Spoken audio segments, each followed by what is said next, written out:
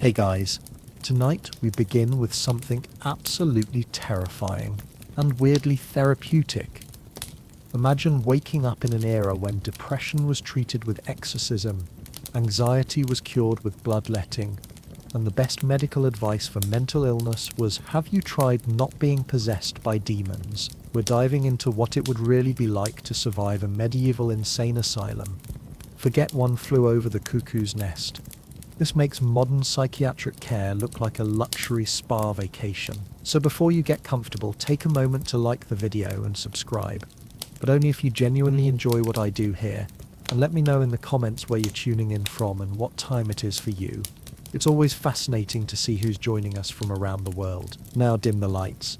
Maybe turn on a fan for that soft background hum. And let's ease into tonight's journey together. Because tonight, you're about to wake up in medieval Europe, where mental health care makes a horror movie look optimistic. You open your eyes, chained to a stone wall. Buckle. You wake up to the sound of screaming. Not the normal, I stubbed my toe screaming that you're used to from your modern life, but the deep, primal, soul-destroying screaming of human beings who have been broken by systematic torture disguised as medical treatment.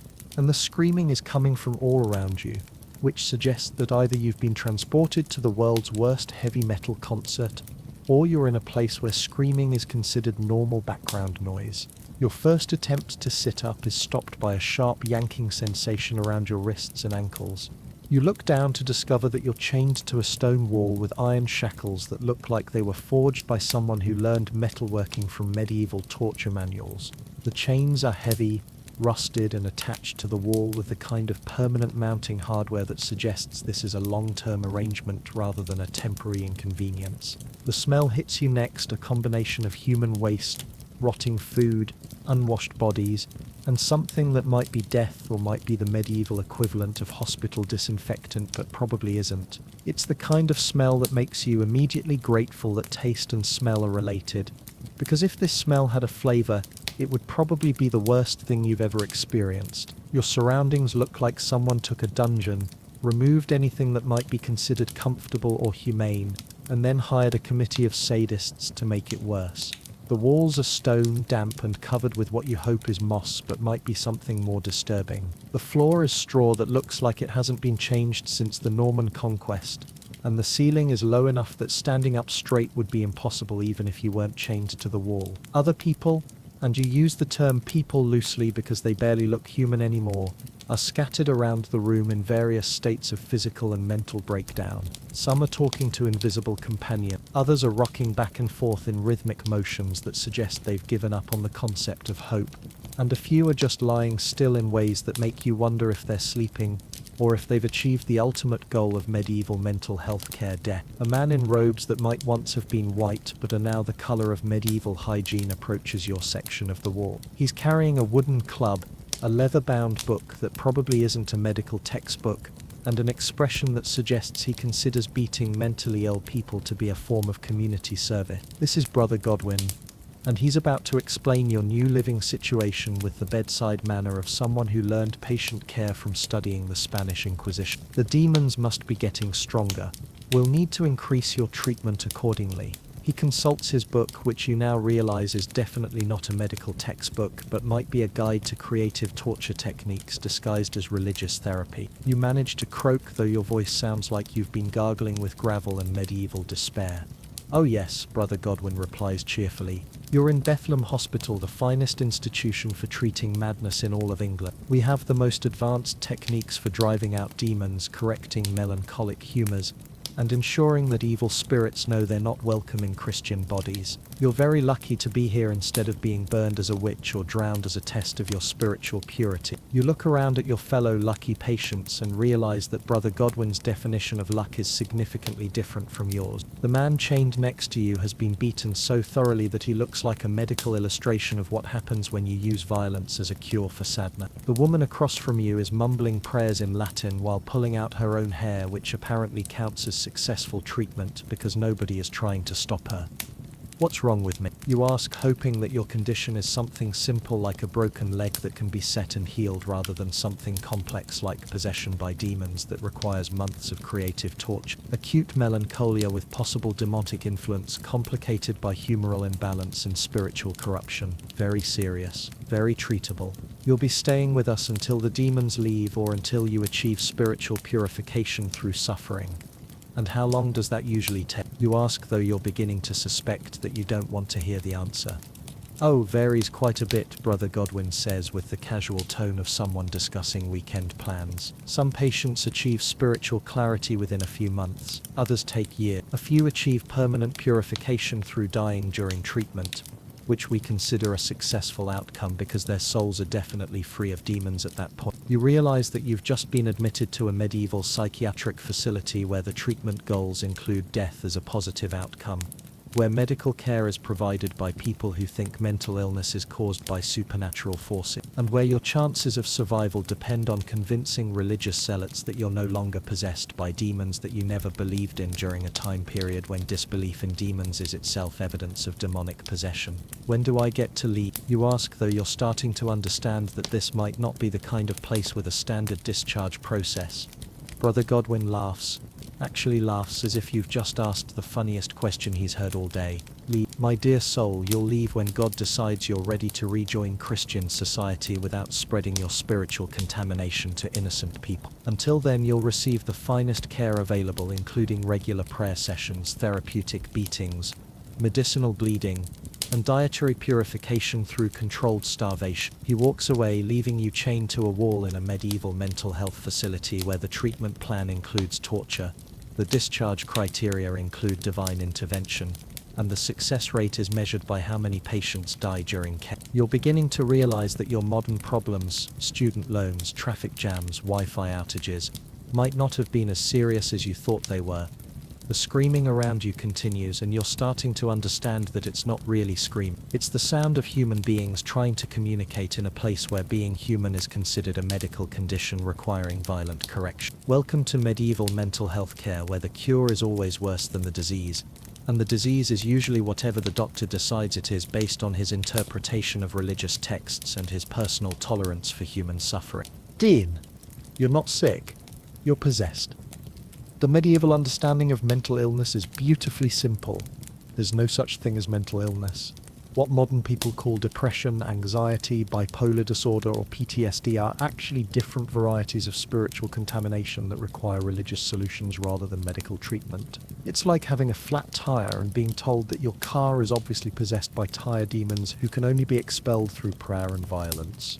According to Brother Godwin's extensive theological education, which consisted mainly of memorizing religious texts and learning creative interpretations of biblical passages about suffering, your condition is caused by one or more demons who have taken up residence in your soul. These demons might be there because you committed sins, because you were exposed to other demon-infected people, or because you failed to pray hard enough to maintain proper spiritual hygiene. The diagnostic process involves Brother Godwin asking you a series of questions designed to confirm what he already knows, that you're possessed by demons. Do you ever feel sad without obvious reason? Yes, that's demons. Do you have trouble sleeping? Demons are nocturnal. Do you ever hear voices or see things that others can't see? Obviously demons. Do you not hear voices or see things? Demons are hiding.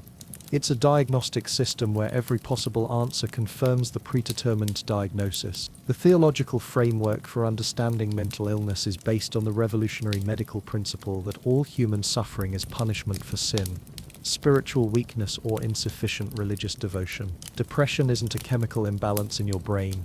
It's evidence that you haven't been praying hard enough. Anxiety isn't a normal response to threatening situations. It's proof that you lack faith in God's protection. Hallucinations aren't symptoms of neurological conditions. They're demons trying to communicate with you, which makes you either a witch or a victim, depending on how the conversation goes. The medieval church has developed sophisticated categories for different types of demonic possession that correspond roughly to what modern people call mental health conditions. Melancholic demons cause depression and make people sad for no good reason. Frenzied demons cause mania and make people energetic and happy, which is obviously unnatural and suspicious. Wandering demons cause what modern people call dissociation or PTSD symptoms. Silent demons cause catatonia and make people withdraw from social interaction, which is clearly evidence of spiritual rebellion against Christian community value. How you got here, Della? Your journey to Bethlehem Hospital began when your family noticed that you were displaying symptoms that medieval society considers dangerous, contagious, or socially disruptive. These symptoms might include sadness that lasted longer than was considered appropriate, unusual behavior that neighbors found disturbing, or expressions of ideas that contradicted established religious teaching. The process of becoming a patient in a medieval asylum typically starts with family members or community leaders who decide that your behavior poses a threat to social order or spiritual safety. Unlike modern mental health interventions that involve trained professionals and legal safeguards, medieval commitments can be initiated by anyone who has the social authority to declare you spiritually contaminated. Your specific case involved what modern people would recognize as depression following a traumatic experience. Perhaps the death of a family member, financial difficulties, or social rejection that left you feeling hopeless and withdrawn. In medieval England, prolonged sadness is interpreted as either punishment for secret sins or evidence that you've become spiritually weak enough for demons to move in and establish residence. The legal process for committing someone to an asylum involves a combination of religious authority and social consensus rather than medical evaluation or due process. A local priest declares that your behavior suggests spiritual contamination. Family members confirm that you're disruptive or embarrassing, and community leaders agree that you need to be removed from society for everyone's protection. The alternatives to asylum commitment include being declared a witch, which results in execution, being subjected to community exorcism, which often results in death through treatment, or being abandoned by your family and left to survive on charity, which usually results in death through starvation or exposure. Asylum commitment is actually the most optimistic outcome available for people displaying mental health symptoms in medieval society. Meet your doctor. Brother Godwin represents the cutting edge of medieval psychiatric care, a religious professional who has received extensive training in theology, basic education in classical medical text, and practical experience in managing large numbers of mentally ill people through a combination of physical restraint and spiritual intimidation. His medical philosophy is based on the revolutionary principle that all illness, including mental illness, results from spiritual imbalance that can be corrected through prayer, fasting, bloodletting, and therapeutic violence. He doesn't treat symptoms, he treats. He doesn't prescribe medications, he prescribes suffering designed to drive out spiritual contaminants and restore proper Christian humility. Brother Godwin's diagnostic techniques involve extensive consultation with religious texts, careful observation of patient behavior for signs of demonic influence, and periodic attempts to communicate directly with the demons he believes are controlling your action. His treatment plans are individually customized based on his assessment of what type of demons you're hosting and how much spiritual purification will be required to evict them. The brother's educational background includes years of studying religious texts that mention mental illness, practical training in restraining and managing violent patients, and informal apprenticeship with other religious medical professionals who have developed innovative techniques for combining spiritual counseling with physical torture. His bedside manner reflects his sincere belief that mental illness is a spiritual condition requiring spiritual solutions, which means that your suffering during treatment is evidence that the treatment is working rather than evidence that the treatment is harmful. When you scream during therapeutic beatings, Brother Godwin interprets this as demons protesting their expulsion rather than as you experiencing pain from being beaten with clubs. The brother's success rate is measured not by patient recovery or satisfaction, but by spiritual outcomes that include peaceful death, quiet compliance, and visible demonstration of proper Christian humility. Patients who stop complaining about their treatment are considered cured, regardless of whether this compliance results from spiritual healing or complete psychological breakdown. Brother Godwin genuinely cares about your spiritual welfare and wants to help you achieve salvation, but his definition of help includes whatever suffering he believes will drive demons out of your soul and restore your relationship with God. His kindness is the terrifying kindness of someone who will torture you because he loves you and wants to save your soul from eternal damnation. The relationship between doctor and patient in medieval asylums is fundamentally different from modern therapeutic relationships, because it's based on religious authority rather than medical experience. Brother Godwin isn't trying to help you feel better, he's trying to make you spiritually better, And spiritual improvement often requires feeling much worse before you achieve proper religious submission. Your recovery will be measured not by your psychological well-being or your ability to function in society, but by your demonstration of appropriate Christian virtues including humility, acceptance of suffering, gratitude for spiritual correction, and visible enthusiasm for religious practices. Mental health as a concept doesn't exist in Brother Godwin's worldview. Only spiritual health matters. And spiritual health sometimes requires destroying your mental health to save your soul. Your day starts with prayer and pain day. Your daily routine in Bethlehem Hospital follows a schedule designed by people who believe that mental illness can be cured through a combination of religious devotion and systematic suffering. The day begins at dawn with mandatory prayer sessions that serve the dual purpose of providing spiritual medicine while also functioning as an early torture session for patients who aren't naturally inclined toward morning enthusiasm. Wake-up call consists of Brother Godwin or one of his assistants walking through the ward banging the wooden club against the stone walls while shouting religious passages about the importance of spiritual vigilance and the dangers of demonic possession. Patients who don't respond immediately to this gentle wake-up call receive more direct encouragement in the form of cold water, loud shouting, or strategic application of the wooden club to sensitive body parts. The first prayer session involves all patients who are capable of kneeling being forced to kneel on the stone floor for approximately an hour while reciting prayers designed to drive out demons and restore spiritual purity. Patients who are too sick or injured to kneel are dragged to kneeling positions and held there by staff members who consider this a form of therapeutic intervention rather than torture. Breakfast, when it occurs,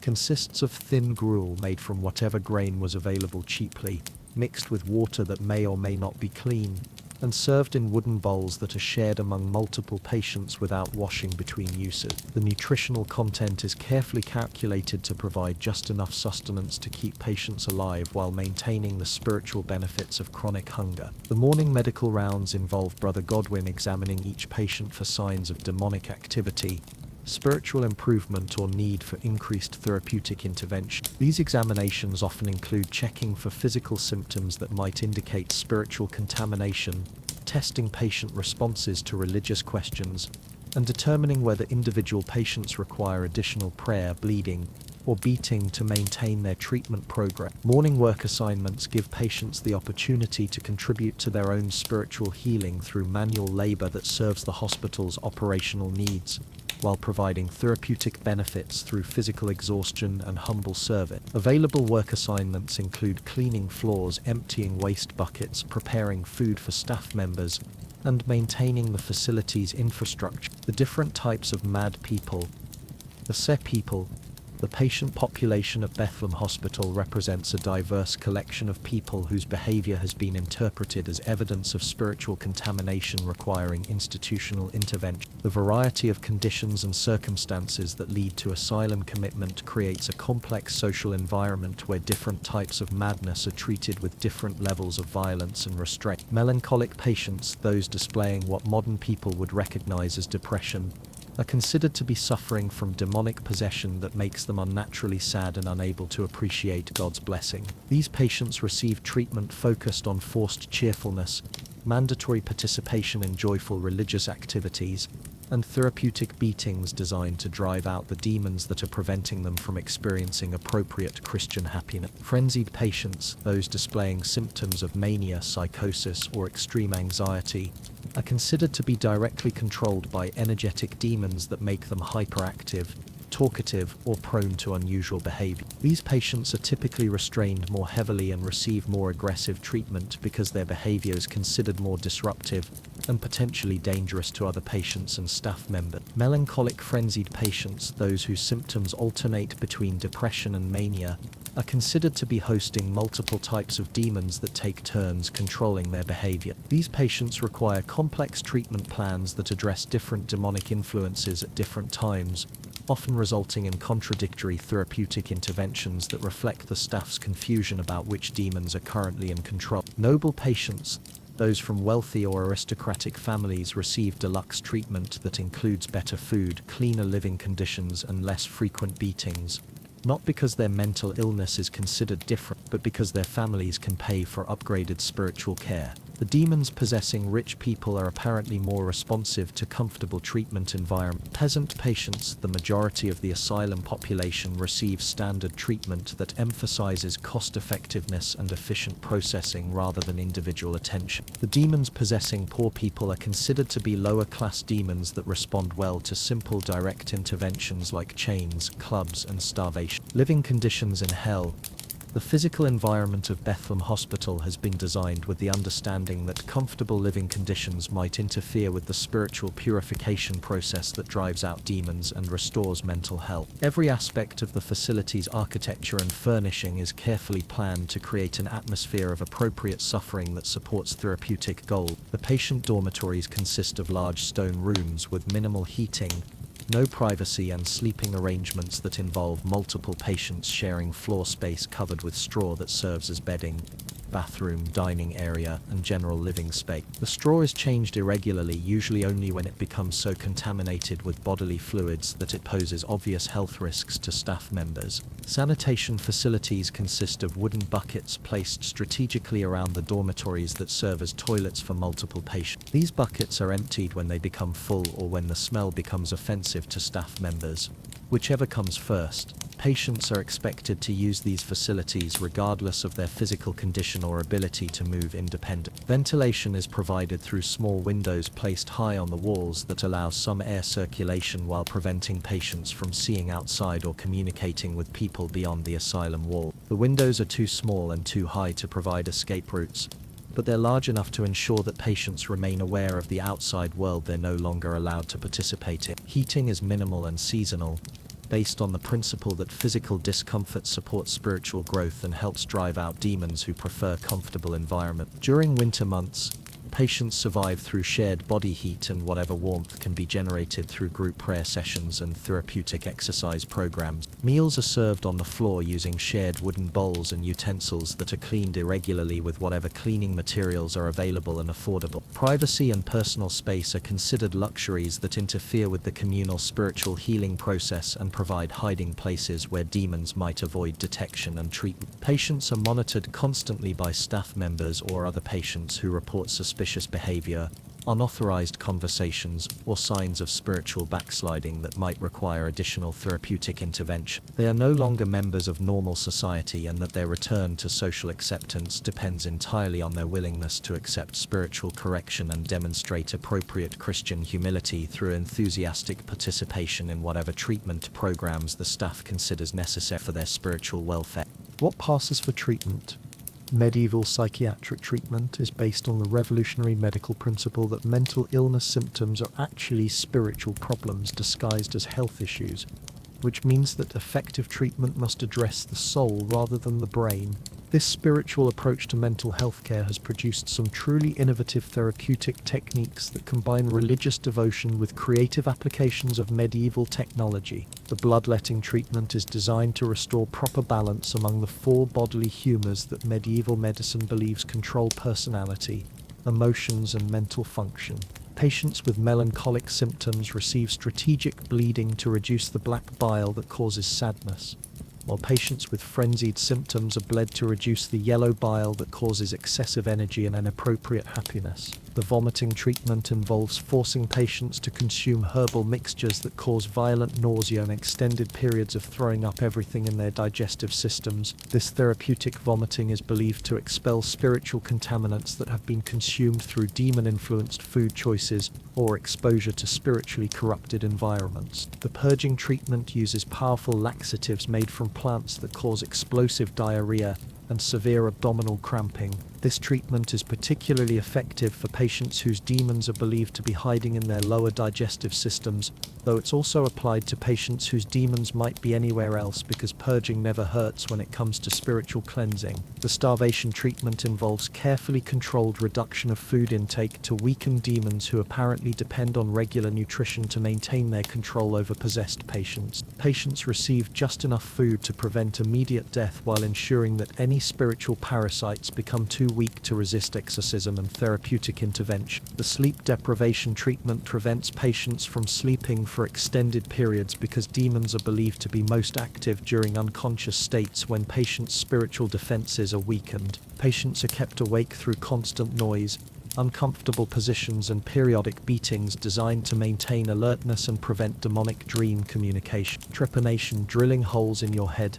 Trepanation represents the most advanced surgical technique available for treating severe mental illness cases where other therapeutic interventions have failed to produce satisfactory spiritual results. This sophisticated medical procedure involves drilling or scraping holes through the skull to provide escape routes for demons who might be trapped inside patients' heads. The surgical technique requires specialized tools including stone or metal scrapers, primitive drills operated by hand rotation, and sharp knives for cutting through scalp tissue. The procedure is performed without anesthesia because pain is considered an important part of the therapeutic process, and because anesthetic substances might interfere with the spiritual aspects of demon removal. Pre-surgical preparation involves shaving the patient's head, restraining them to prevent movement during the drilling process, and conducting prayers designed to encourage demons to exit through the holes that will be created. Patients are typically conscious during the entire procedure so they can participate in the spiritual aspects of their treatment and communicate with medical staff about their progress. The drilling process begins with cutting through scalp tissue to expose the skull bone,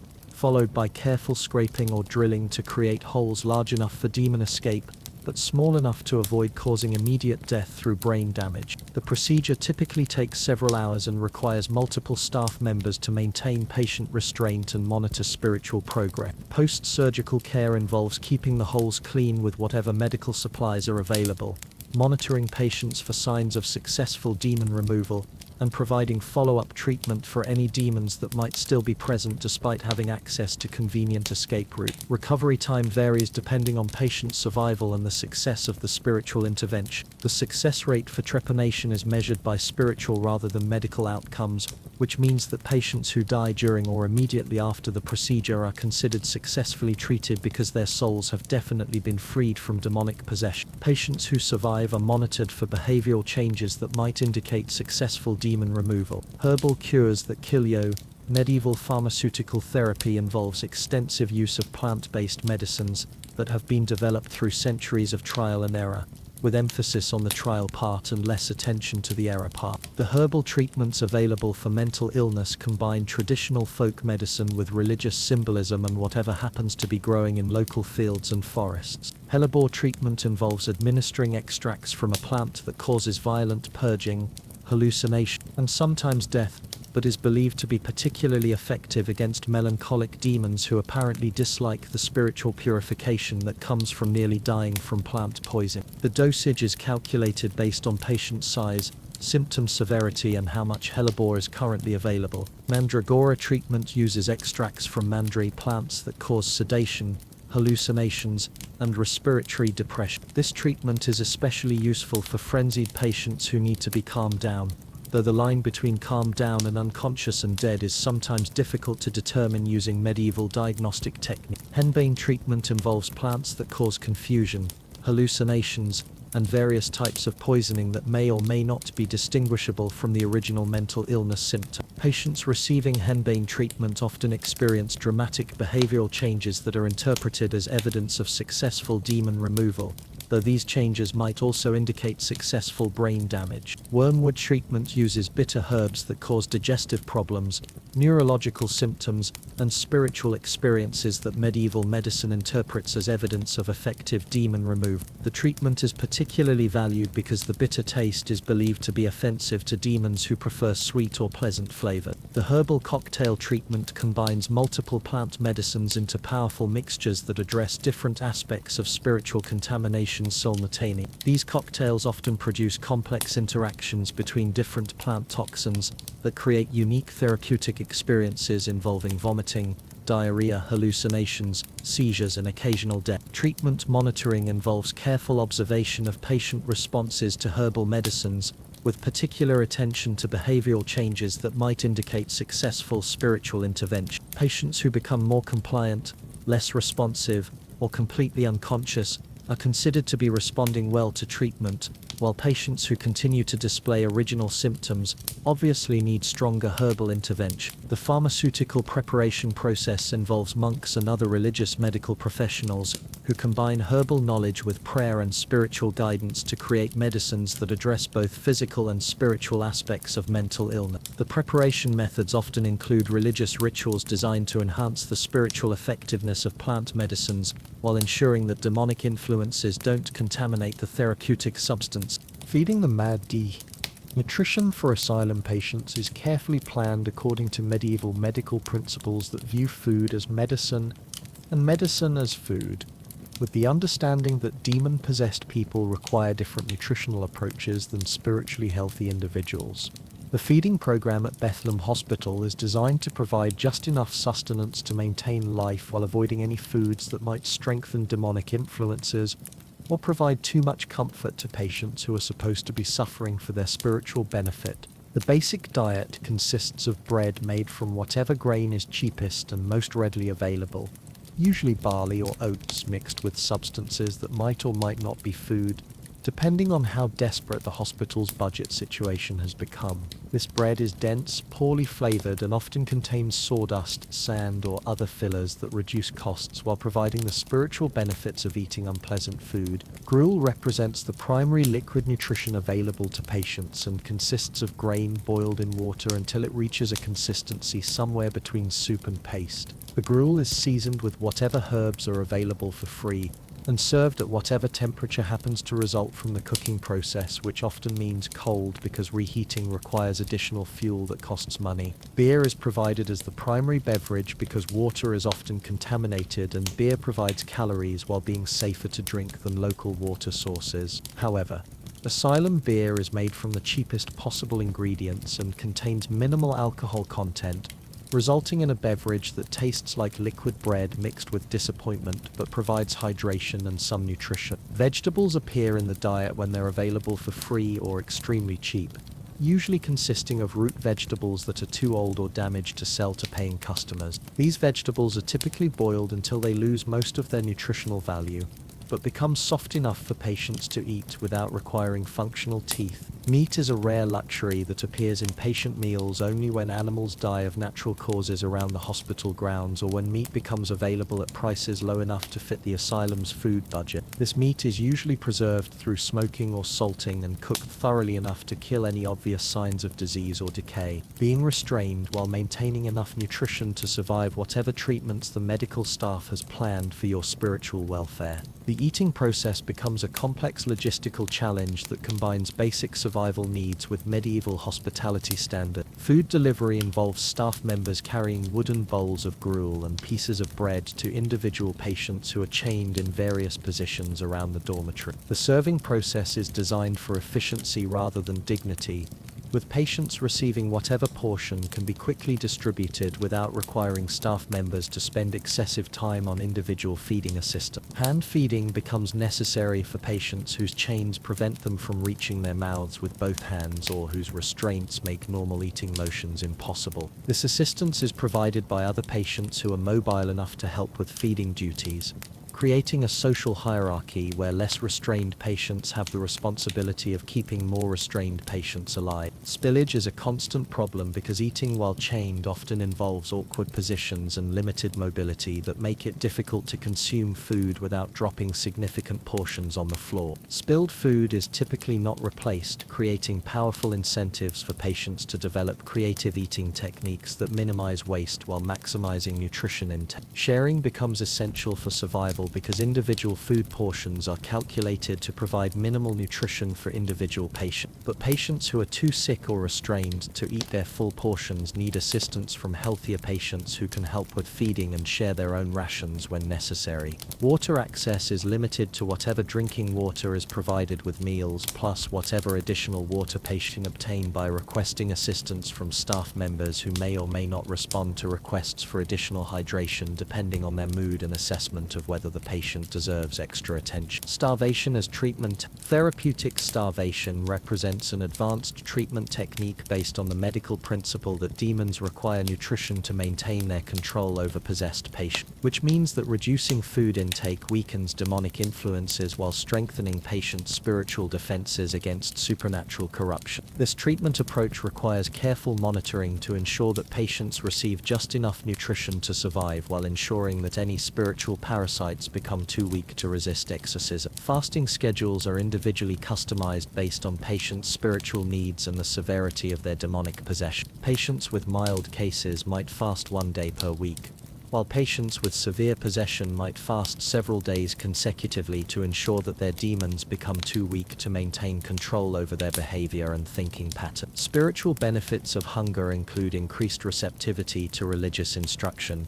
enhanced appreciation for God's blessings, and reduced energy for engaging in demon-influenced behaviors like complaining about treatment or expressing independent thought. Hungry patients are generally more compliant and less likely to resist therapeutic interventions that healthy patients might find objectionable. Medical monitoring during starvation treatment involves careful observation of patient behavior for signs of successful demon removal, including increased spiritual compliance, reduced resistance to authority, and visible demonstration of appropriate Christian humility. Patients who become too weak to stand are considered to be responding well to treatment. The starvation treatment is often combined with other therapeutic interventions like bloodletting and purging to create comprehensive treatment programs that address multiple aspects of spiritual contamination simultaneously. These combination treatments are particularly effective because they prevent demons from adapting to individual therapeutic approach. Emergency feeding protocols exist for patients whose starvation treatment becomes so successful that they approach death before achieving complete spiritual purification. These protocols involve providing minimal nutrition to prevent immediate death while maintaining the therapeutic benefits of chronic hunger and spiritual weakness. Some patients achieve spiritual clarity within weeks of beginning fasting treatment, while others require months of controlled starvation to completely eliminate demonic influences from their systems. The success rate for starvation treatment is measured by spiritual rather than physical outcomes, which means that patients who die during fasting therapy are considered successfully treated because their souls have definitely been freed from demonic possession, while patients who survive and demonstrate appropriate Christian submission are considered to have achieved partial success that might require additional therapeutic interventions to ensure permanent spiritual improvement. Bathing is forbidden.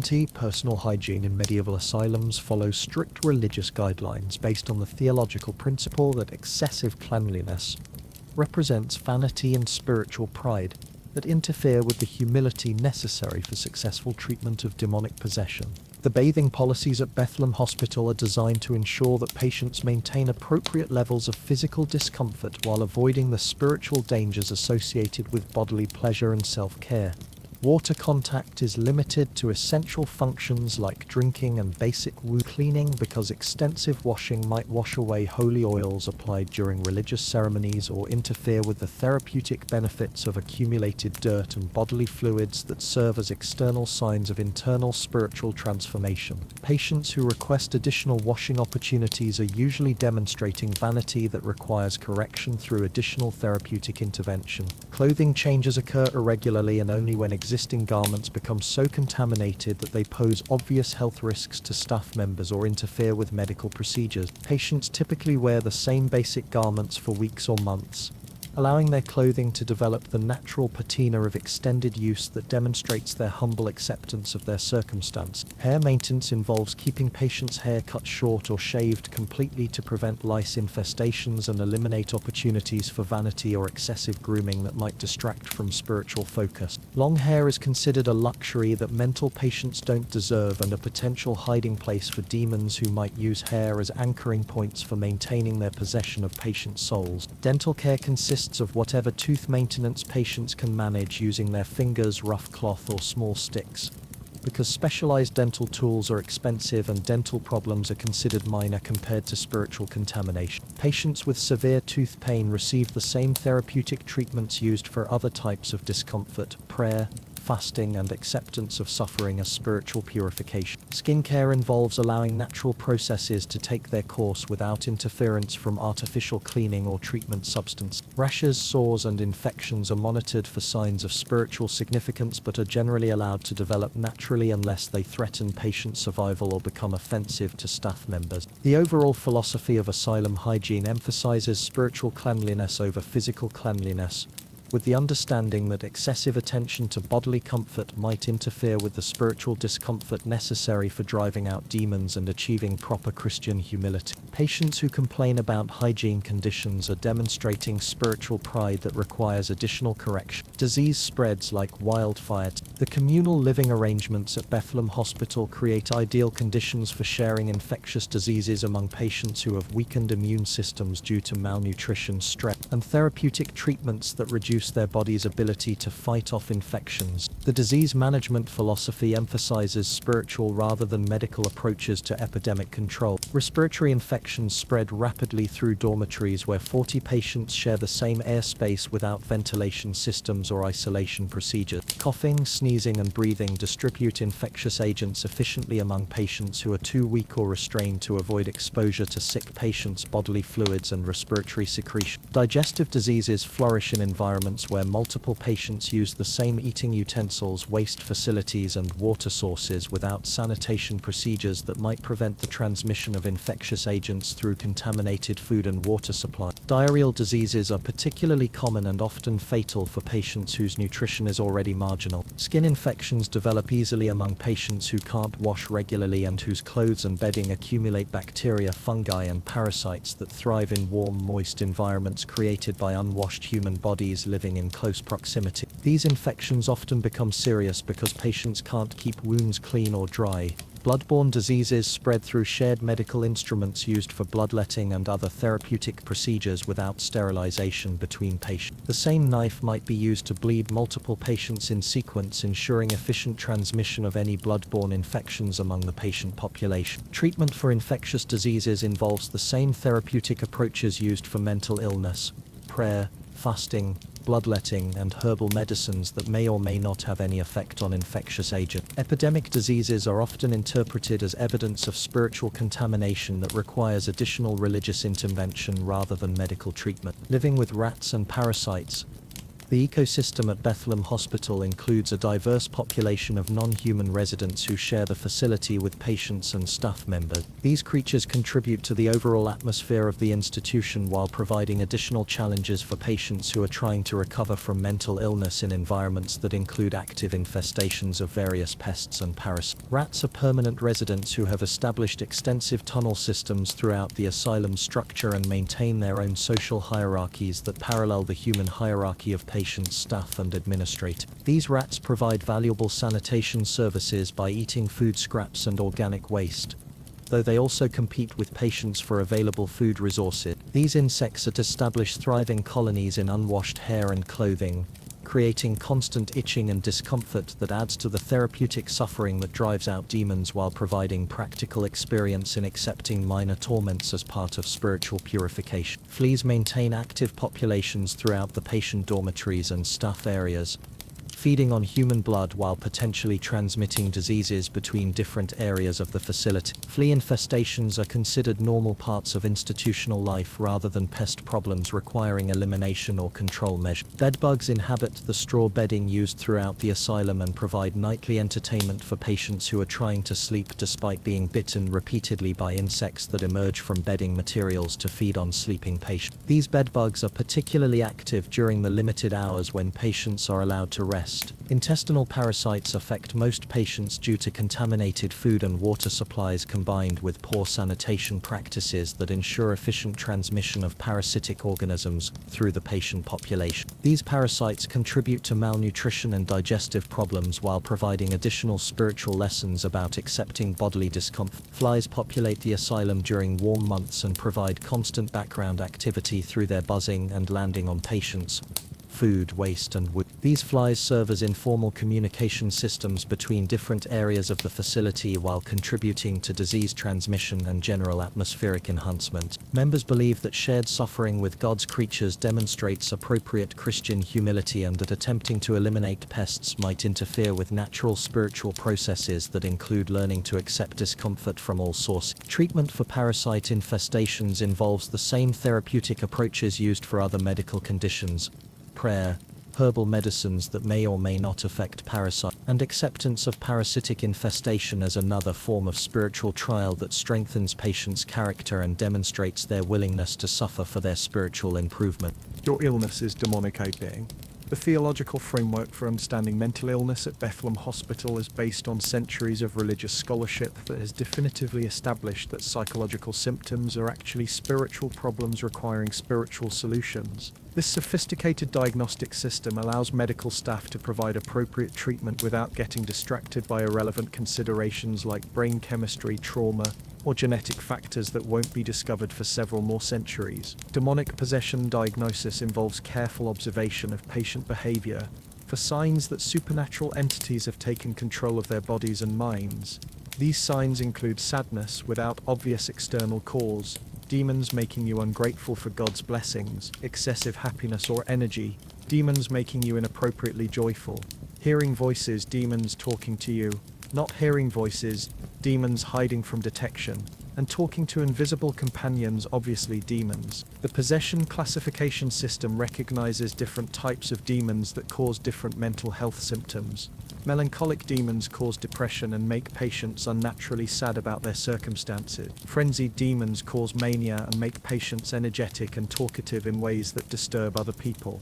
Wandering demons cause dissociation and make patients confused about their identity or location. Silent demons cause catatonia and make patients withdraw from social interaction. Demonic hierarchy theory explains why some patients have more severe symptoms than others.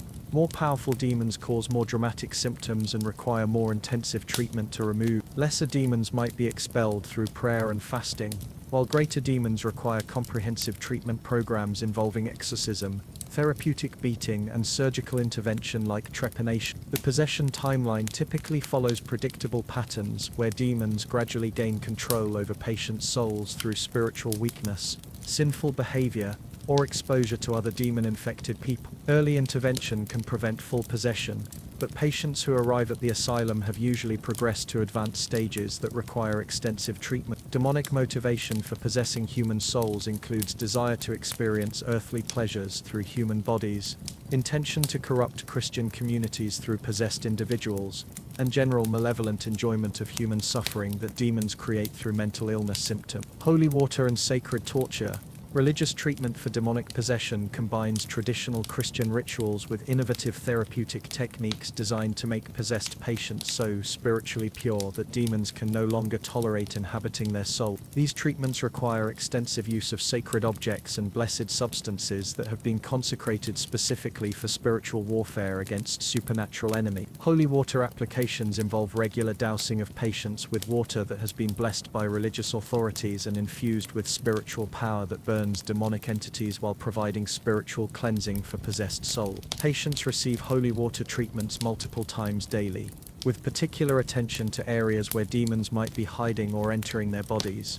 Sacred beating rituals use wooden clubs that have been blessed by priests and consecrated for spiritual warfare against demonic possession. These blessed weapons carry spiritual authority that allows them to inflict sacred pain that drives out demons while building character and spiritual strength in possessed patients. The beatings are conducted as religious ceremonies with appropriate prayers and spiritual supervision. Exorcism procedures involve formal religious rituals where qualified priests attempt to communicate directly with demons possessing patients and command them to leave through the authority of Jesus Christ and various saints who specialize in demonic combat. These procedures often require multiple sessions because powerful demons resist expulsion and may require extended spiritual warfare. Blessed restraints include chains and shackles that have been consecrated specifically for restraining demon-possessed patients. These sacred restraints carry spiritual authority that prevents demons from using patients' bodies to escape or harm other people while ensuring that possessed individuals remain available for continued treatment until spiritual purification is complete. Sacred starvation involves religious fasting that weakens demons by reducing their access to earthly sustenance while strengthening patients' spiritual defenses through hunger that demonstrates their willingness to sacrifice bodily comfort for spiritual improvement. These fasts are conducted under religious supervision with appropriate prayers and spiritual guidance. Therapeutic prayer sessions require patients to participate in extended religious services designed to fill their minds with sacred thoughts that crowd out demonic influences while demonstrating their commitment to spiritual recovery. Patients who cannot or will not participate in prayer sessions obviously require additional treatment to overcome demonic resistance. Also functioning as behavioral control and punishment system for patients who resist treatment or demonstrate insufficient enthusiasm for their spiritual recovery.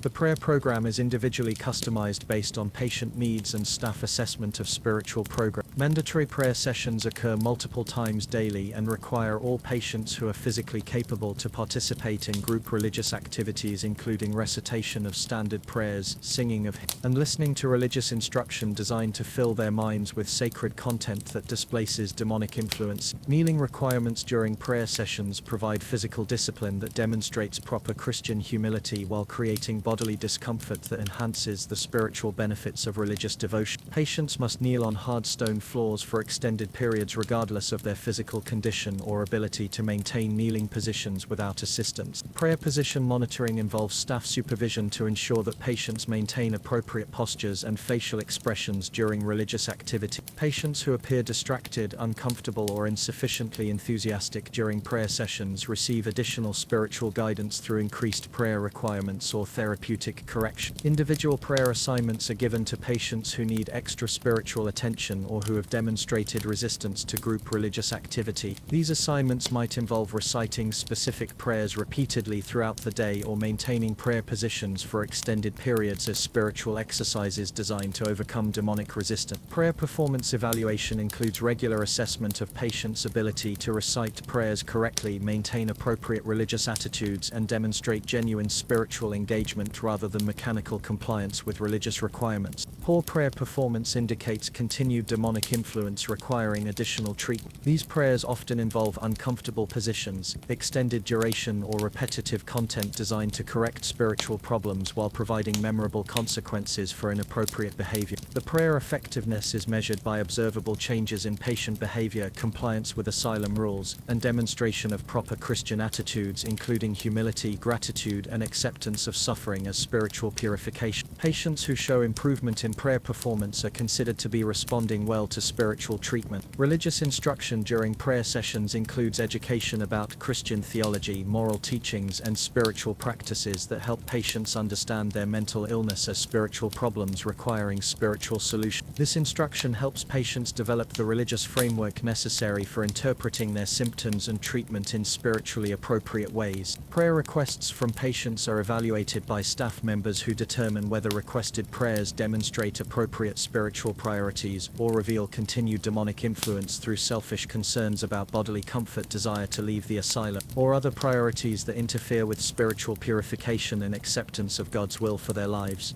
Melancholia, depression.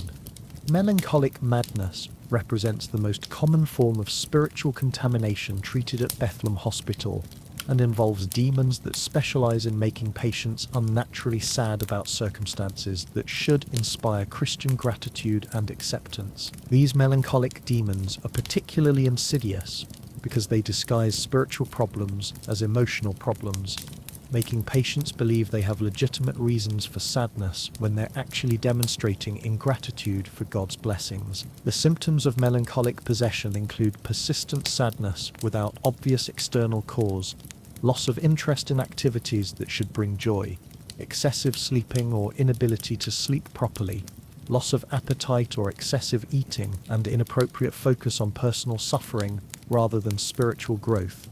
These symptoms clearly indicate that demons have gained control over patients' emotional responses and need to be expelled through appropriate therapeutic intervention. Melancholic patients often claim that their sadness results from legitimate life circumstances like death of family members, financial difficulties, or social rejection, but trained medical staff recognize these explanations as demonic deceptions designed to prevent patients from accepting spiritual treatment. True Christians accept suffering as God's will and find joy in their circumstances regardless of external conditions. Treatment for melancholic possession focuses on forcing patients to demonstrate appropriate Christian joy through mandatory participation in cheerful activities, prohibition of sad or negative expressions, and therapeutic interventions designed to drive out demons that prevent natural happiness. These treatments include bloodletting to reduce melancholic humors, herbal medicines that cause euphoria, and regular beatings to provide external reasons for sadness that patients can focus on instead of internal demonic influence. Melancholic patients require constant supervision because their demons often encourage self-destructive behavior, including refusal to eat, excessive sleeping, and attempts to harm themselves through methods that might appear to be suicide attempts but are actually demonic efforts to destroy their host bodies. Staff members monitor melancholic patients carefully to prevent demons from achieving their destructive goal. The recovery process for melancholic patients involves learning to express appropriate Christian gratitude for their circumstances, demonstrating enthusiasm for religious activities, and maintaining cheerful attitudes, regardless of their internal emotional state. Patients who successfully overcome melancholic possession show visible improvement in their ability to participate in asylum activities with apparent joy and enthusiasm. Mania and frenzy. Frenzied madness involves possession by energetic demons that cause patients to display excessive energy, inappropriate happiness, and disruptive behavior that disturbs the peaceful atmosphere necessary for spiritual healing. These frenzied demons are particularly dangerous because they make patients appear healthy and happy, while actually corrupting their spiritual judgment and causing them to behave in ways that violate social norms and religious expectations. The symptoms of frenzied possession include excessive talking, inability to remain still, inappropriate laughter or joy, grandiose claims about personal abilities or importance, and resistance to authority figures who are trying to provide spiritual guide. These symptoms demonstrate that demons have gained control over patients' behavior and are using their bodies to create chaos and disruption in Christian community. Frenzied patients often believe they have special abilities, important missions, or divine inspiration that requires them to engage in unusual activities or make dramatic pronouncements about religious or social matters. These grandiose delusions are clearly demonic deceptions designed to make patients believe they're spiritually superior when they're actually spiritually contaminated and in need of immediate treatment. Treatment for frenzied possession involves intensive restraint to prevent demons from using patients' bodies to cause harm or disruption, combined with therapeutic interventions designed to exhaust demonic energy and force supernatural entities to abandon their host body. These treatments include extended periods of chaining, therapeutic beating to exhaust demonic energy, and bloodletting to reduce the excessive humors that fuel frenzied behavior. Frenzied patients require maximum security restraints because their demons provide them with unusual strength and energy that allows them to break normal restraints and potentially harm other patients or staff members. Heavy chains and constant supervision are necessary to prevent frenzied patients from causing damage while their demons are being expelled through appropriate treatment. The recovery process for frenzied patients involves learning to control their energy and enthusiasm to appropriate Christian levels, demonstrating proper submission to authority, and maintaining quiet, humble behavior that doesn't disturb other patients or interfere with asylum operations. Successful treatment results in patients who are calm, compliant, and appropriately subdued in their emotional expression. The falling sickness, epilepsy. The falling sickness represents a particularly dramatic form of demonic possession, where supernatural entities cause patients to collapse, convulse, and lose consciousness in ways that demonstrate the violent struggle between demons and human souls for control over earthly bodies. These episodes provide clear evidence of spiritual warfare and require immediate intervention to prevent demons from gaining permanent control. The symptoms of falling sickness include sudden collapse without warning, violent shaking, and convulsions that demonstrate demonic agitation, loss of consciousness that allows demons to operate without resistance from human will, and sometimes foaming at the mouth or other dramatic physical manifestations that reveal the intensity of spiritual combat occurring within possessed bodies. Falling sickness episodes often occur without obvious triggers, which proves that they're caused by supernatural forces rather than natural medical conditions. The unpredictable timing of these episodes demonstrates that demons choose when to assert their control rather than responding to earthly circumstances that humans might be able to predict or prevent. Treatment for falling sickness involves immediate spiritual intervention during episodes to support human souls in their battle against demonic possession. Staff members surround collapsed patients with prayer, holy water, and sacred objects while restraining their bodies to prevent demons from causing self-injury during the violent struggles that characterize these spiritual battles. Prevention of falling sickness episodes requires constant spiritual vigilance to identify early signs of demonic activity before full possession occurs. Patients with falling sickness receive intensive religious instruction, frequent exorcism sessions, and therapeutic treatments designed to strengthen their spiritual defenses against demonic assault. The recovery process for falling sickness patients involves learning to recognize signs of impending demonic attack and developing spiritual techniques for resisting possession before full episodes occur. Successful treatment results in patients who experience fewer episodes and demonstrate greater ability to maintain conscious control during spiritual attack. Between episodes, falling sickness patients often appear completely normal, which demonstrates the cunning nature of demons who hide their presence most of the time, but occasionally reveal themselves through dramatic displays of supernatural power. This hidden nature makes falling sickness patients particularly dangerous because their demons might attack without warning and potentially spread spiritual contamination to other patients or staff members. The spiritual significance of falling sickness is debated among religious medical authorities, with some believing that patients are innocent victims of demonic assault, while others suggest that falling sickness results from spiritual weakness that makes patients vulnerable to possession. These theological discussions influence treatment approaches and affect how patients are perceived by staff members and other patients. Beating the devil out. How? Physical violence at Bethlehem Hospital serves multiple therapeutic functions by providing spiritual medicine, behavioral modification, and staff satisfaction in a comprehensive treatment program designed to address both supernatural and earthly aspects of mental illness. The beating protocols have been developed through years of practical experience and represent the most advanced techniques available for driving demons out of possessed patients.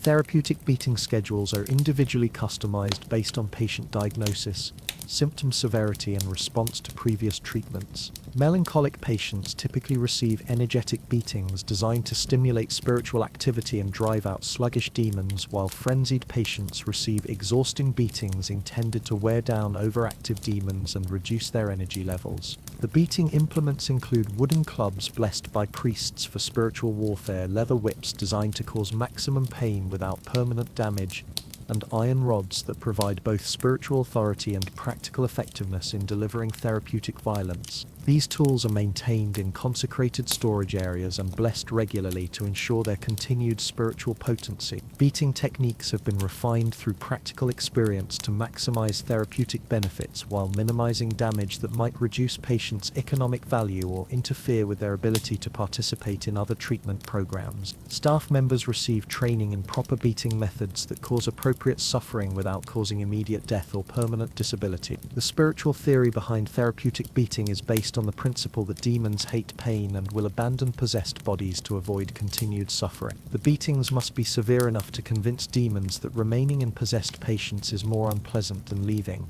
but not so severe that they kill the patients before demons have opportunity to depart. Beating supervision involves religious oversight to ensure that violence is administered with appropriate spiritual intentions rather than personal sadism or anger. Staff members are required to maintain proper Christian attitudes during beating sessions and to focus on spiritual goals rather than enjoying the infliction of pain for its own sake. Patient responses to therapeutic beatings are carefully monitored for signs of successful demon removal, including increased compliance with asylum rules, improved participation in religious activities, and visible demonstration of proper Christian humility. Patients who show improvement after beatings obviously benefit from continued treatment, while patients who resist or complain about beatings clearly need more intensive intervention.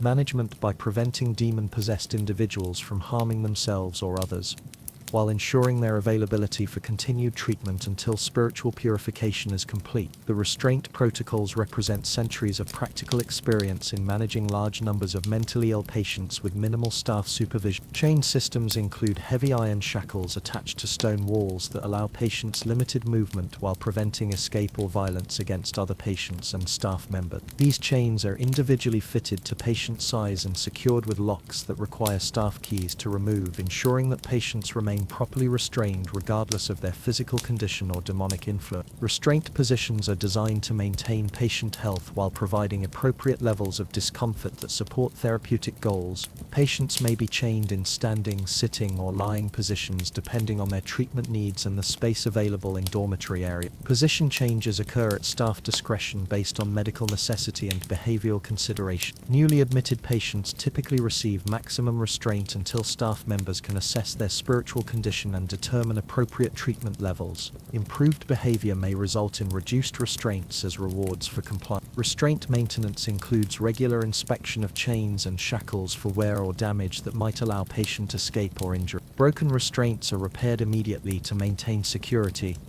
and restraint points are reinforced as necessary to ensure that patients remain properly secured regardless of their efforts to break free. Restraint removal occurs only under specific circumstances including medical emergency, death, or successful completion of treatment program. Temporary restraint removal for cleaning, feeding, or medical procedures requires multiple staff supervision and immediate re-restraint upon completion of necessary activity. Punishment for resistance. Resistance to treatment at Bethlehem Hospital is interpreted as evidence of continued demonic influence requiring additional therapeutic intervention rather than legitimate patient complaints about treatment quality or institutional condition. The punishment protocols are designed to overcome demonic resistance while encouraging patient compliance with medical authority and asylum rules. Moderate infractions like refusing to participate in religious activities that result in extended isolation or therapeutic beating, and major infractions like attempting escape or violence that result in severe punishment designed to prevent future resistance. Solitary confinement involves placing resistant patients in individual cells with minimal food, water, and human contact until they demonstrate willingness to comply with asylum rules and treatment requirements. These cells are smaller and less comfortable than normal dormitory areas and provide no entertainment or distraction from contemplation of their spiritual condition. Enhanced restraint punishment includes heavier chains,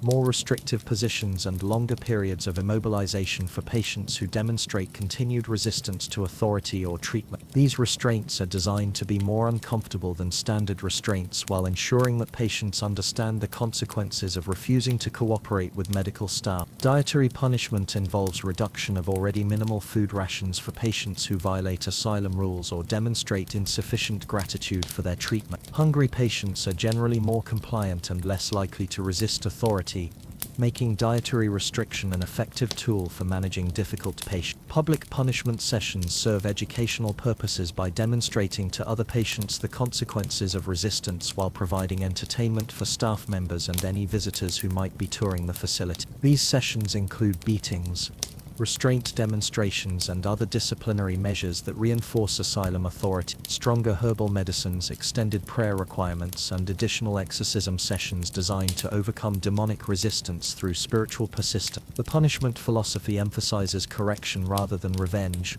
with the understanding that resistant patients are actually victims of demonic influence rather than willfully disobedient individuals. Staff members are instructed to maintain appropriate Christian attitudes during punishment sessions and to focus on spiritual goals rather than personal satisfaction in overcoming resistance. Punishment effectiveness is measured by observable changes in patient behavior, including increased compliance with rules, improved participation in treatment programs, and visible demonstration of proper submission to medical authority. Patients who continue to resist obviously require additional punishment until their demons are weakened enough to allow proper Christian submission to legitimate authority. Noble madness versus peasant madness. The class distinctions that define medieval society extend into the realm of mental illness, creating hierarchies among asylum patients that reflect their original social status and economic resources rather than the severity of their spiritual contamination or medical needs. These social hierarchies ensure that even demonic possession is experienced differently depending on patients' ability to pay for premium spiritual care. Noble patients receive deluxe treatment accommodations, including private or semi-private living spaces, better quality food, cleaner clothing, and reduced frequency of therapeutic beatings, because their families can afford to pay for upgraded spiritual care. The demons possessing wealthy people are apparently more responsive to comfortable treatment environments and require less aggressive intervention than demons affecting poor people. Peasant patients receive standard institutional care that emphasizes cost-effectiveness and efficient processing rather than individual comfort or personalized treatment. The demons possessing poor people are considered to be lower-class demons that respond well to simple, direct interventions like chains, clubs, and starvation, without requiring expensive therapeutic luxuries. Private room privileges are available to patients whose families can afford individual accommodations that provide privacy, better hygiene, and protection from the more disturbing behaviors of other patients. These private rooms include actual beds, windows with glass, and personal attendants who provide services not available to patients in communal dormitories. Dietary upgrades for paying patients include higher quality bread, fresh meat, vegetables, and even wine for patients whose families believe that better nutrition supports spiritual recovery. These upgraded diets reflect the belief that demons affecting wealthy people require different nutritional approaches than demons affecting people who are accustomed to eating whatever they can afford. Medical attention priorities ensure that noble patients receive faster response to medical emergencies, more careful monitoring of treatment effects, and gentler therapeutic interventions that avoid permanent damage or disfigurement that might be socially embarrassing for wealthy families. Poor patients receive whatever medical attention is available after noble patients' needs are met. Paying for your insanity. The economic structure of medieval asylum care operates on the principle that mental illness treatment, like other medical services, should be provided according to patients' ability to pay, rather than their clinical needs or severity of spiritual contamination. This financial approach ensures that wealthy families can purchase superior spiritual care while maintaining affordable basic services for patients whose families have limited resources. Payment schedules include daily rates for basic institutional care, premium charges for upgraded accommodations and services, and additional fees for specialized treatments like private exorcism sessions or individual medical attention. Families can customize their relatives' treatment programs based on their financial resources and treatment preferences. Service packages range from basic institutional custody that provides minimal food, shelter, and spiritual care, to comprehensive treatment programs that include private room personal attendance, custom-prepared meals, and individualized therapeutic interventions designed to maximize recovery potential while minimizing discomfort. Payment methods include cash payments for short-term care, property transfers for long-term treatment, and work contracts where families provide labor or goods to the asylum in exchange for patient care. Some families indenture themselves to the institution to pay for relatives' treatment, creating multi-generational relationships between families and asylum administration. Financial assistance programs exist for families who cannot afford standard payment rates, but whose relatives require institutional care for public safety or family wealth. These charity cases receive basic care funded through religious donations and institutional resources, though the quality of charitable care is necessarily limited by available resources. Default consequences for families who cannot maintain payment schedules include reduction of services to basic survival levels, transfer of patients to less expensive institutions, or removal of patients from institutional care entirely. Families who default on payment obligations may also face legal consequences including debt slavery or property seizure. The asylum hierarchy. The organizational structure at Bethlehem Hospital reflects medieval social hierarchies while adapting to the unique requirements of managing large numbers of mentally ill patients with limited resources and staff. This hierarchy ensures efficient operations while maintaining appropriate social distinctions between different classes of people working and living within the institution. Administrative positions include the hospital master, who oversees institutional operations and maintains relationships with church authorities and government officials, assistant administrators who manage daily operations and financial affairs, and religious supervisors who ensure that medical treatment maintains appropriate spiritual focus and theological correctness. Medical staff positions include Brother Godwin and other religious medical practitioners who provide spiritual diagnosis and treatment, brothers who help with routine medical procedures and patient management, and lay assistants who handle physical restraint and basic patient care under religious supervision. Service staff positions include cooks who prepare patient and staff meals according to institutional budgets and dietary requirements, maintenance workers who clean facilities and repair equipment, and guards who maintain security and prevent patient escapes or violence against staff members. Patient hierarchy among asylum residents includes paying patients who receive preferential treatment based on their family's financial contributions, charity patients who receive basic institutional care, and work patients who perform labor for the institution in exchange for their care and treatment. Administrative privileges include private living quarters for senior staff, access to higher quality food and medical care, authority to make decisions about patient treatment and institutional policies, and social status that reflects their important role in providing spiritual care for mentally ill community members. Staff relationships involve complex dynamics between religious and lay personnel, with religious authority taking precedence over practical experience and theological correctness being more important than treatment effectiveness. Staff members compete for advancement opportunities while maintaining appropriate deference to religious and social superiors. Regular reporting to family members and church authorities about institutional operations, and coordination with legal authorities regarding patients who may pose public safety risks, or whose treatment involves legal consideration. The hierarchy maintenance requires constant attention to social distinctions and appropriate deference patterns that ensure institutional stability while providing effective patient care. Staff members who violate hierarchical expectations face disciplinary action, while patients who fail to show proper respect for their social superiors receive additional therapeutic correction to address their spiritual pride and social rebellion. On how mad people died, death at Bethlehem Hospital occurs through various mechanisms that reflect both the harsh realities of medieval medical care and the specific challenges of treating mentally ill patients with therapeutic interventions designed to drive out demons rather than preserve physical health. The mortality rates among asylum patients are considered acceptable because spiritual purification sometimes requires physical sacrifice, and death during treatment often represents successful spiritual liberation. Treatment-related deaths result from therapeutic interventions that prove too intensive for patients' weakened physical condition. Bloodletting deaths occur when patients lose too much blood during attempts to balance their humors, while herbal medicine deaths result from plant toxins that cause organ failure or respiratory depression. Beating deaths happen when therapeutic violence exceeds patients' ability to survive spiritual correction.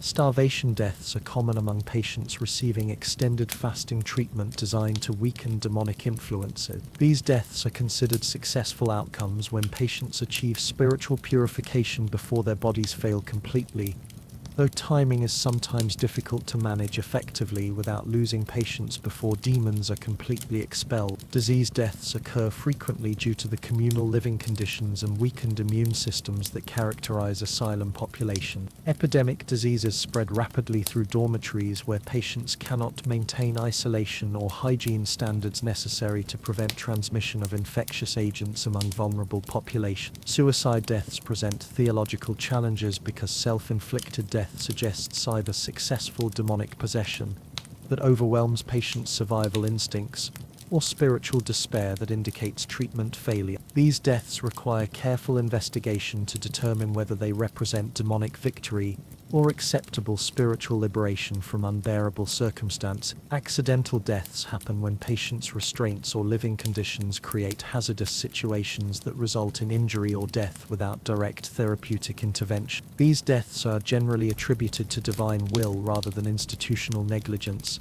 though they may prompt review of safety procedures when they become excessively frequent. Natural deaths from old age or chronic illness are relatively rare among asylum populations because most patients either recover enough to be discharged or die from treatment-related causes before reaching natural death from aging processes. The institutional environment is not designed to support long-term survival of patients who require extended care. Burial without blessing. The funeral and burial practices for deceased asylum patients reflect their ambiguous spiritual status and the uncertainty about whether their deaths represent successful spiritual purification or victory by demonic forces that possessed their soul. These burial practices must balance Christian obligations to treat human remains with dignity while avoiding contamination of consecrated ground with potentially demon-influenced corpse. Body preparation for deceased patients involves minimal cleaning and wrapping in whatever cloth is available rather than formal funeral preparation that might be inappropriate for people whose spiritual status remains uncertain. Staff members examine corpses for signs of successful demon removal or evidence of continued supernatural contamination that might affect burial decisions. Burial location decisions depend on staff assessment of patients' spiritual condition at the time of death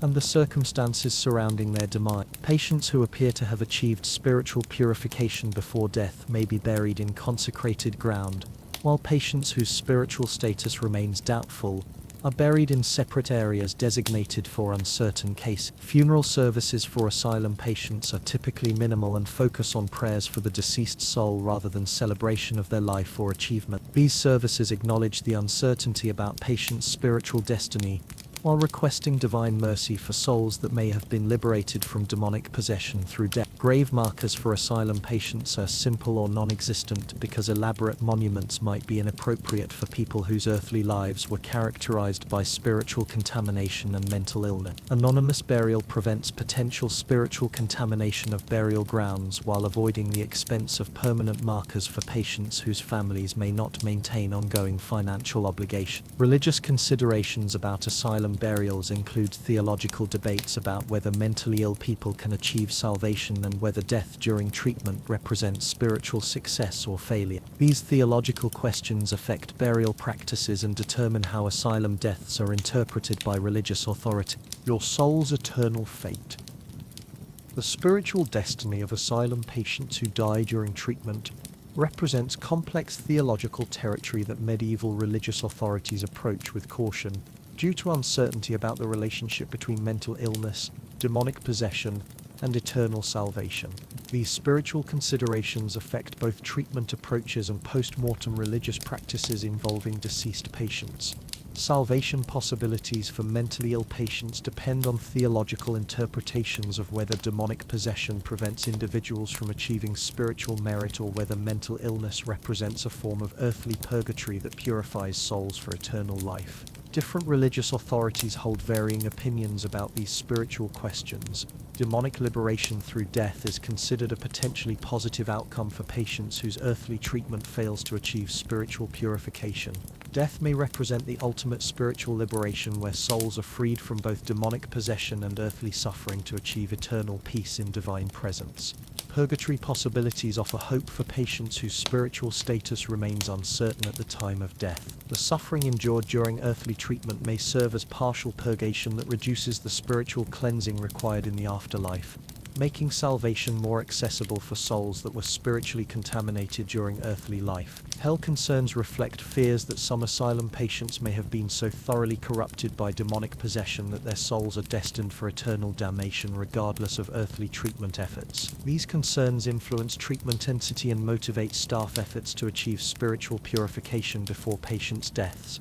Heaven prospects exist for patients who achieve successful spiritual purification during treatment and demonstrate appropriate Christian virtues before their deaths. These patients may achieve eternal salvation through their earthly suffering and successful resistance to demonic influences.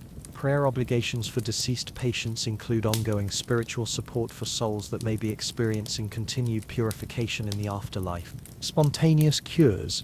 Recovery from mental illness at Bethlehem Hospital occasionally occurs through mechanisms that staff members interpret as evidence of successful spiritual intervention, though the actual causes of these improvements often remain mysterious and may involve factors not recognized by medieval medical understanding.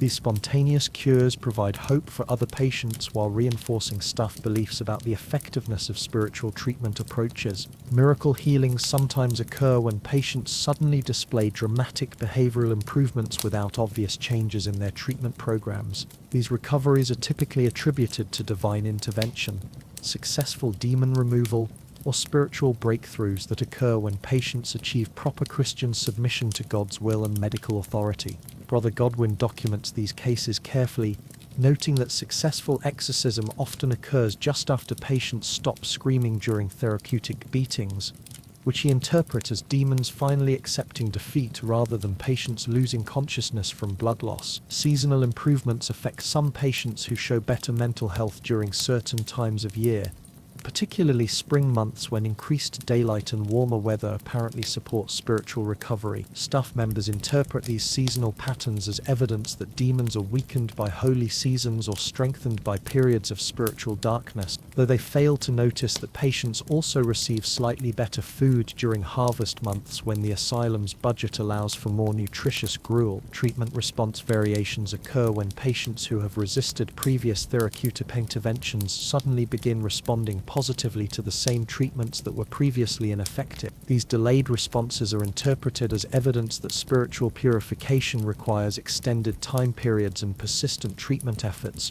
rather than acknowledging that patients may have simply learned to fake compliance in order to avoid further torture. Religious breakthrough moments happen when patients experience spiritual revelations or religious conversions that appear to resolve their mental illness symptoms. These breakthroughs often occur during intensive prayer sessions or exorcism procedures and are considered evidence of successful spiritual warfare against demonic possession. Remarkably, these spiritual breakthroughs frequently coincide with patients' realization that enthusiastic religious participation reduces the frequency of therapeutic beatings. Natural recovery processes occasionally result in gradual improvement of symptoms over time, which staff members interpret as evidence of successful long-term treatment programs that slowly weaken demonic influences through persistent spiritual intervention. These gradual recoveries require extended institutional stays but eventually result in patients who can be safely returned to community life, assuming they can convince their families that they're no longer spiritually contaminated. Faking sanity for survival. Some asylum patients develop sophisticated strategies for concealing their ongoing mental health symptoms while displaying behaviors that convince staff members they have achieved spiritual purification and no longer require institutional treatment. These deception techniques represent desperate survival strategies rather than actual recovery, but they sometimes result in discharge from the asylum. Behavioral mimicry involves patients who carefully observe staff expectations and learn to display appropriate Christian virtues, religious enthusiasm, and social compliance that suggest successful treatment outcomes. These patients become skilled at performing sanity rather than actually achieving mental health improvement. The most successful performers learn to smile beatifically during therapeutic beatings while reciting prayers with exactly the right amount of fervor to suggest spiritual breakthrough without appearing suspiciously enthusiastic. Symptom suppression techniques allow patients to hide ongoing hallucinations, delusions, or emotional symptoms through conscious self-control efforts that require enormous psychological energy, but may convince staff members that spiritual purification has been achieved. Patients learn to respond to voices only when alone, to keep their facial expressions neutral regardless of internal emotional chaos, and to channel their anxiety into religiously appropriate trembling during prayer sessions. Religious performance skills develop among patients who learn to participate enthusiastically in prayer sessions, religious instruction, and spiritual activities while concealing their actual beliefs or ongoing mental health struggle. The most successful religious performers memorize extensive biblical passages, develop convincing testimonies about their spiritual transformation, and learn to weep tears of gratitude at precisely the right moments during exorcism ceremony. Compliance strategies involve patients who learn to follow asylum rules, accept treatment without complaint, and demonstrate proper submission to authority while privately maintaining resistance or resentment. These patients master the art of saying "Thank you, Brother Godwin" after therapeutic beatings with exactly the right tone of grateful humility regardless of their actual feelings about being systematically tortured. Social manipulation techniques enable patients to identify staff members who are most likely to support their discharge applications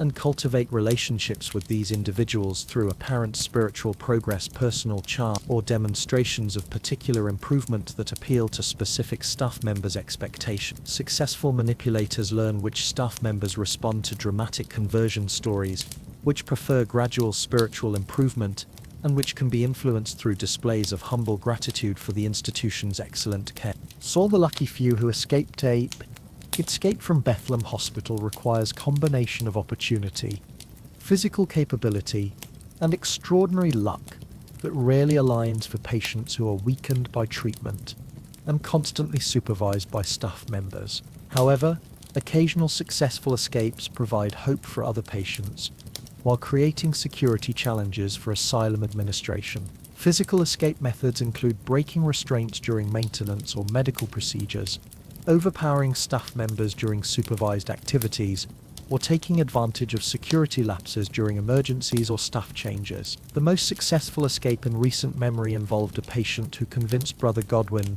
that his chains were causing spiritual interference with his prayer sessions, then used the temporary freedom to knock out his guard with a consecrated wooden club and flee through the kitchen during evening meal preparation. Social escape strategies involve patients who convince family members, religious authorities, or legal officials that their continued institutionalization is unnecessary or harmful. These patients must demonstrate convincing evidence of recovery while maintaining communication with outside advocates who have authority to challenge asylum decisions. Success requires patients to appear sane during brief family visits while concealing the full extent of their institutional treatment experience. Legal escape routes occasionally become available when patients' original commitment circumstances change due to family deaths, financial changes, or legal developments that affect their status. One patient gained release when his wife died and left him property, making him wealthy enough to afford private medical care that his new social status demanded.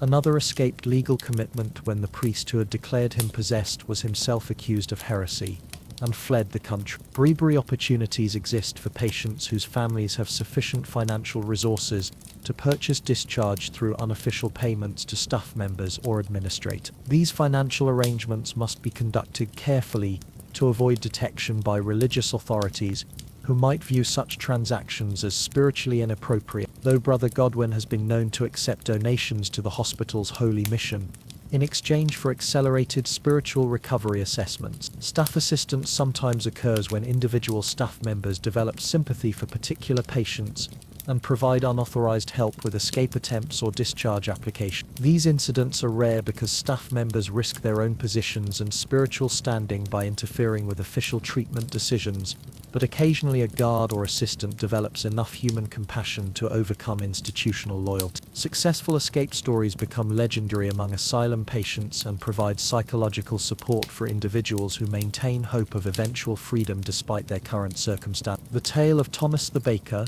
who escaped during a Christmas feast and successfully operated a bakery in Scotland for 3 years before being recaptured, is whispered among patients as proof that freedom is possible for those brave and clever enough to seize their opportunity. Post-escape survival challenges include avoiding recapture by asylum authorities, finding food and shelter without family support, and concealing mental health symptoms from community members who might report suspected escapee. Many successful escapees must relocate to distant communities where their asylum history is unknown, often becoming itinerant laborers or joining religious communities where eccentric behavior is more tolerated. The soft hum of central heating, the familiar glow of your smartphone screen showing missed notifications from a world where mental illness is treated with therapy instead of exorcism, where depression is managed with medication rather than bloodletting, and where hearing voices gets you a psychiatrist appointment rather than a date with a drill to your skull. You're in your room, in your time, in your civilization. The most vivid, terrifying, educational horror story in psychiatric history. You can still feel the weight of those iron shackles around your wrists, still taste the rotten gruel that passed for food, still hear Brother Godwin's cheerful voice explaining how drilling holes in your head would definitely cure your depression. But you're here now, surrounded by a mental health care system that, while imperfect, generally acknowledges that mental illness is a medical condition rather than demonic possession. Therapists who listen without trying to beat demons out of you. Medications that treat chemical imbalances instead of trying to balance mysterious humors through creative bloodletting. You get up and check your medicine cabinet, that miracle of modern pharmaceutical science where antidepressants sit next to anxiety medication, where mood stabilizers exist alongside sleep aids, where an entire arsenal of mental health treatments is available without requiring exorcism or trepanation. Yesterday's existential crisis about work stress or relationship problems now seems almost laughably manageable compared to waking up chained to a wall while religious zealots debate whether your sadness is caused by insufficient prayer or too many demons. You think about your last therapy session, sitting in a comfortable chair talking about your feelings with someone who believes your feelings are valid, receiving evidence-based treatment from someone who went to medical school instead of seminary. No chains, No clubs, no theological debates about whether your brain chemistry is actually Satan's fault. The mundane miracle of modern mental health care hits you like a revelation. The fact that you can say I'm depressed without someone immediately assuming you're spiritually contaminated. The reality that anxiety is treated as a medical condition rather than evidence of insufficient faith. The beautiful banality of psychiatric medications that work by affecting neurotransmitters rather than expelling supernatural entity. You'll never complain about waiting 2 weeks for a therapy appointment without remembering that medieval patients waited for divine intervention. You'll never grumble about psychiatric medication side effects without remembering that medieval medications included drilling holes in your skull and drinking plant poison. The stigma around mental illness that still exists in modern society seems almost quaint compared to a time when depression was considered evidence of demonic possession, and the recommended treatment was systematic torture. When someone today says just think positive thoughts, you'll remember Brother Godwin explaining that sadness is caused by demons who can only be expelled through creative violence. You understand now that mental health care, like physical health care, represents centuries of human progress from superstition to science, from torture to treatment, from viewing mental illness as spiritual failure to understanding it as medical condition requiring medical solution. But you also realize that this progress isn't guaranteed or permanent. The scientific understanding of mental illness is relatively recent, and societies can always regress toward treating psychological suffering as moral failure or spiritual weakness rather than medical condition requiring compassionate, evidence-based intervention. Whether your experience was real or imagined, it has permanently changed how you understand mental health, medical progress, and the importance of treating psychological suffering with the same scientific rigor and human compassion applied to physical illness. So the next time someone suggests that depression is just weakness or that anxiety can be cured through positive thinking, remember Brother Godwin's confident explanations about therapeutic bloodletting. The next time you hear someone stigmatize mental illness as character failure, remember the screams from Bethlehem Hospital's dormitory. The next time you take a psychiatric medication, remember that you're participating in one of humanity's greatest achievements, treating mental suffering as medical problem rather than moral deficiency. Because you've seen what happens when societies treat mental illness as spiritual contamination rather than health condition. You've experienced what treatment looks like when it's based on superstition rather than science. And remember that the freedom to have mental health problems without being chained to a wall is itself a precious gift that took centuries of human progress to achieve.